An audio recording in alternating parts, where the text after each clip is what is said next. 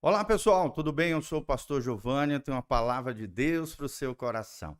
Desde já dá um joinha aí, escreva de onde você está nos assistindo nos comentários, deixa suas dúvidas, perguntas e não esqueça de apertar no sininho e se inscrever aqui no YouTube, tá bom? Louvado seja o nome do Senhor. Graças a Deus por isso, que Deus te dê um dia abençoado na presença do Senhor. E vamos que vamos, sempre estudando a Bíblia. Esse é um projeto chamado Meditando em Deus, onde diariamente, de segunda a sexta, às vezes até no sábado, nós estamos aqui ensinando a palavra de Deus, princípios, valores, doutrina cristã, ensinamentos valiosíssimos, estudando às vezes livros inteiros juntos, assuntos inteiros da palavra de Deus, a fim de trazer edificação para a sua vida, crescimento espiritual e maturidade na fé cristã. Eu sou o pastor Giovanni e é uma alegria ter você aqui conectado conosco. Nós estamos estudando o capítulo 17 do livro de Provérbios, o livro de Salomão, o livro de sabedoria de Salomão. Em Provérbios 17, versículo 10, é o que nós vamos adentrar hoje, e na sequência estudarmos outros versículos na presença do Senhor. Provérbios 17, 10 diz: a repreensão penetra mais profundamente no prudente do que 100 açoites no tolo. Olha só, a repreensão penetra mais profundamente no prudente do que 100 açoites no tolo. Então, ele usa aqui um contraponto. O tolo de um lado, tolo aqui é a pessoa insensata, destrambelhada, né? Aquela pessoa que faz as coisas sem pensar, muitas vezes vai ser chicoteado pela vida, vai ser disciplinado por Deus e através das circunstâncias. Mas o prudente não, o prudente ele aceita a repreensão. Quando ele está errado, equivocado em algo ou em alguma coisa, ele aceita que a pessoa mais sábia, mais madura, ou uma pessoa que ele sabe que ama e lhe quer bem, ele aceita profundamente a repreensão. E nós, como é que somos com relação à repreensão? Quando alguém nos exorta, nos chama atenção, puxa a nossa orelha, como é que nós recebemos isso no nosso coração? Se somos prudentes, se somos sábios e não tolos, nós vamos aceitar com o coração aberto, reconhecer erros e falhas com quebrantamento, com arrependimento e ainda agradecer a pessoa que nos repreendeu em amor, porque compreendemos que esse é um cuidado do Senhor com as nossas vidas. E isso é tremendo, é maravilhoso. Olha o que diz o versículo 11. Na verdade, o rebelde não busca senão o mal. Afinal, um mensageiro cruel será enviado contra ele. E aqui o mensageiro cruel provavelmente são os próprios demônios, né? Que vão afligir o coração rebelde. Então, não tenha um coração rebelde. O coração rebelde é aquele que se volta contra Deus, aquele que quebra uma lei de Deus, é aquele que, né, vai contra, quer viver uma vida independente de Deus, como se Deus não existisse, pintando e bordando, fazendo coisas erradas, confrontando a Deus, às vezes blasfemando contra Deus, com dureza de coração. Os rebeldes, eles acabam caindo debaixo de um fator amaldiçoante. Assim como Adão e Eva, quando pecaram, se rebelaram contra Deus, foram amaldiçoados através do pecado. O pecado afligiu a natureza, o pecado trouxe consequências nefastas, como nossos representantes, Adão e Eva, a toda a humanidade. Né? Nós temos a morte física, nós temos o suor do trabalho, a dificuldade no ganho, né? do nosso alimento, da nossa provisão. Nós temos uma série de consequências que vieram ao ser humano por causa da rebeldia, da desobediência. Não pense que você pode se rebelar contra Deus, desobedecer a Deus, quebrar princípios e valores do reino de Deus e não vai dar nada. Não. Toda vez que eu quebro uma lei de Deus, quem se quebra sou eu. Quando você quebra uma lei de Deus, quem se quebra é você. E lembre-se, o pecado é de ordem pessoal e intransferível.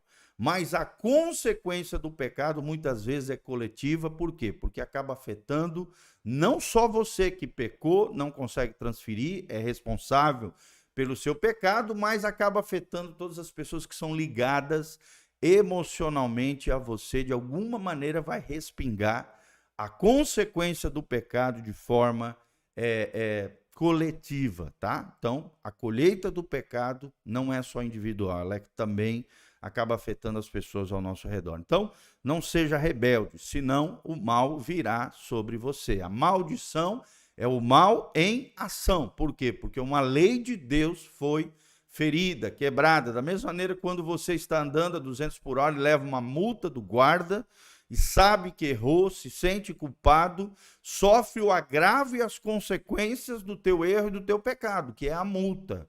Vai ter que desembolsar um valor ali que não havia necessidade de desembolsar, porque uma lei foi quebrada, furou o sinal, andou 200 por hora, além disso colocou sua vida a risco. Então toda penalidade, quando uma lei é quebrada, é uma espécie de maldição, é o mal em ação a fim de nos disciplinar, nos corrigir e nos trazer de volta ao coração de Deus, aquilo que é correto, ético e correto diante de Deus. A maldição não é do diabo, não é dos demônios, não.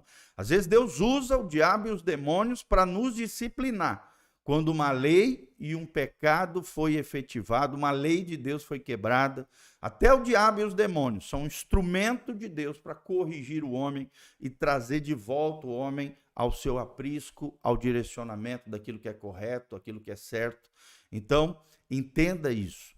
Todo pecado traz consequências nefastas. Não se rebele contra Deus, senão um mensageiro cruel será enviado contra o rebelde, tá? Simbolicamente aqui, provavelmente é um símbolo dos próprios demônios. Versículo 12. Encontra-se o homem com a ursa, roubada dos filhos, mas não com o louco na sua estultícia. Olha só, é melhor encontrar um urso que foi roubada dos seus filhos, e ali, claro, a ursa vai estar alterada, com raiva, vai vir para cima da gente.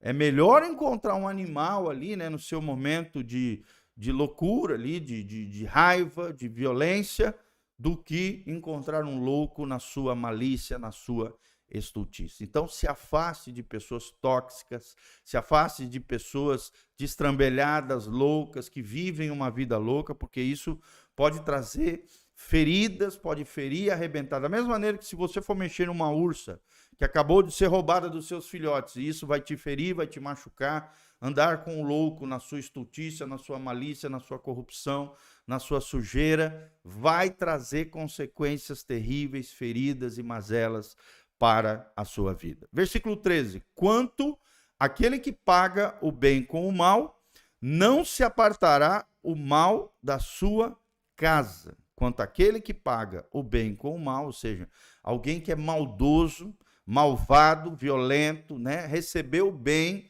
recebeu boas dádivas, recebeu bênção da parte de outras pessoas, mas o seu retorno foi maligno, né? Aquilo que ele deu como feedback, como semeadura da sua vida foi a maldade, a injustiça.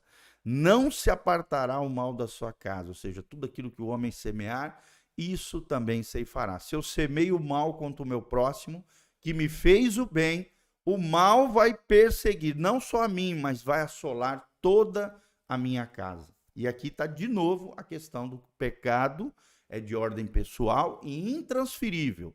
Mas a consequência do pecado vai assolar todas as pessoas da minha casa, as pessoas que estão ao meu redor sofrerão a vergonha, o agravo, as consequências nefastas do pecado, porque de alguma maneira são ligadas a mim emocionalmente. Versículo 14. Como o soltar das águas é o início da contenda, assim, antes que seja envolvido, afasta-te da questão. Então Deus está falando, olha, faça tudo o possível para não entrar numa confusão. Se for necessário renunciar, abrir mão, abra mão, só não dos teus valores e princípios, mas o resto, as coisas desse mundo, é melhor não entrar, se afastar da questão, abrir mão, chegar num acordo, do que se envolver numa contenda, numa briga, numa confusão. É como o soltar de águas, e aqui a imagem é de uma represa se rompendo. O que acontece? A água, né, vem com toda a força arrebentando tudo e todos. Essas são as consequências de uma contenda, de uma confusão. Contenda aqui no sentido de conflito entre pessoas. E nós, como cristãos, precisamos ser ministros da reconciliação. do conserto, da unidade, de buscar sempre a paz. A Bíblia diz lá em Romanos 12, no que depender de vós, tende paz com todos os homens. Ou seja, faça todo o possível para reconciliar, para buscar a paz, para não se envolver e se afastar de questões que venham gerar contenda e conflito entre os irmãos. Senão, o romper das águas, as consequências serão terríveis e às vezes até irreparáveis, né? São consequências, às vezes, que você nunca mais vai conseguir retornar, reparar ou consertar. Então, vale a pena buscar a reconciliação nas diversas questões da vida. Amém? Se você ainda não segue o nosso canal, siga o nosso canal, se inscreva aqui no nosso canal, dá um joinha aí, querido, não esqueça de dar um joinha. Aqui debaixo tem todas as informações de como você pode contribuir com a nossa vida, nosso ministério, cuidado pastoral, igreja local e também com a nossa família pastoral. Também aqui embaixo tem todas as informações dos nossos cultos, os horários do culto, o endereço da igreja. Venha estar conosco nesse domingo às 19 horas.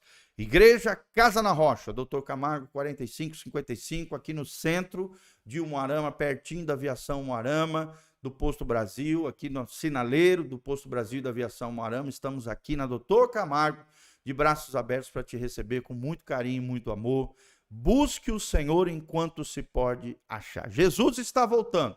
Coloque em ordem a tua casa. Os princípios e valores de Deus precisam ser as estacas que firmam a tua tenda, a tua vida, a tua casa, a tua família, sonhos, planos e projetos. Um grande abraço, beijão do pastor Giovanni. Deus os abençoe. Amém e amém.